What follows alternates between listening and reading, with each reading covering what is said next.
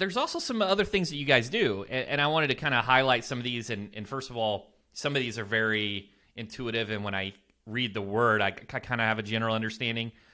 But I just kind of want to run through some of the benefits that you have that maybe, say, buses or some of these other forms don't. So the first one is Swarm. Maybe we could just do a quick hitter on each of these.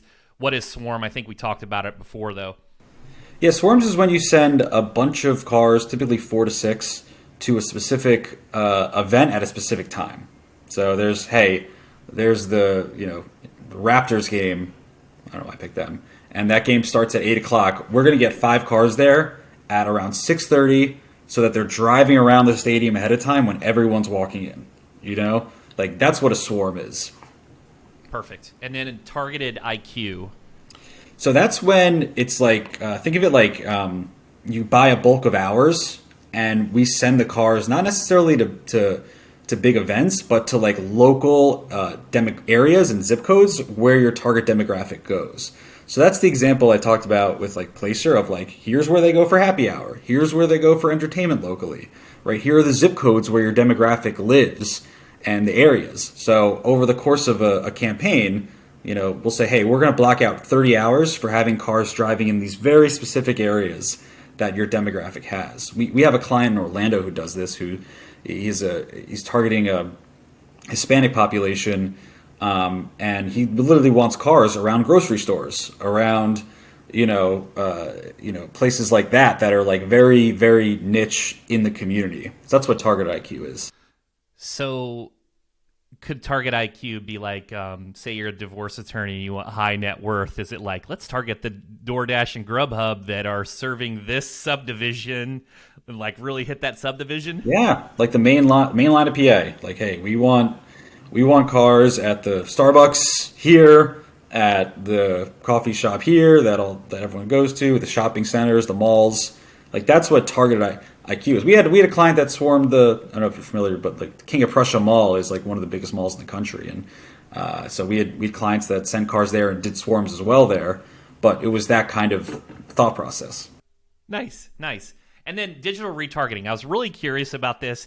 We have a few clients that use your services, and I've started to see some retargeting, but I'm not sure how it works. If it's like a mobile geofencing, or how does the digital retargeting work? Yeah, so we work with a company called Street Metrics, and what they're able to do is we're able to capture device IDs of people who are around the cars, typically between 30 to 50 feet, and then we can send digitally retargeted ads to their phone. So it's a great way to get an additional touch point. So if someone sees a car at a mall, and then later they get an ad to their phone. So and typically they have a higher click-through rate than because they're a little softened, right? They've seen the car, so they're seeing the ad again. Yeah, and I want to dig into this, Greg, because me being in the digital marketing space, and we don't do pay-per-click, but we've seen like ad roll, we've seen Google Ads don't allow retargeting for PI attorneys. For whatever reason I know there's other providers, so does this retarget to Facebook? Is it Google? Like, what kind of networks are you retargeting to? No, it's not Facebook or any of the social media. It's like there's a whole list of apps like ESPN, CBS. So it's not on social media. It's not Facebook. But yeah, there's a whole list of different apps that it's like thousands that it can kind of come across to. Perfect. And I feel like I'm drilling you on these, but I think this is just really intriguing, really helpful for our audience. And then the final one I had on the add-ons, the web lift and footfall attribution. Yeah. So we can using the same technology with Street Metrics, we can have our clients put a pixel on the website, and then we can tell based on the pixel how many people saw a car, then went to the website, and we can do a study comparing how many people saw your car ad, went to the website versus the other medium of advertising there, and you can do a comparison. So it's a great way to, does advertising work? Is a very tough question that you get from a lot of people, because one KPI is calls, right? But it's not so simple as let's just advertise and get calls. Like there's a mix and a system you need to get. So these are other ways to track that this is gaining traction and getting website. But ultimately, calls matter, and our biggest clients have seen people call in from seeing the cars, and having those interactions and that engagement. So, but the web lift is just another part of that tool. Fantastic. So, yeah, that's what it's all about, right? Is when you find something that's worth scaling, the bullets before bombs, and that's an amazing component. And I've got I never heard that. Well, I stole that from John Morgan and Morgan, so I don't want to claim it was my own. A few other questions. So, and this is me. I'm like putting my PI hat on, right? So I'm asking all the questions if I was going to hire you. It's like, okay, this sounds amazing. I'm already doing billboards and radio, but maybe you already got a client, and is my car going to be swarming the same football game?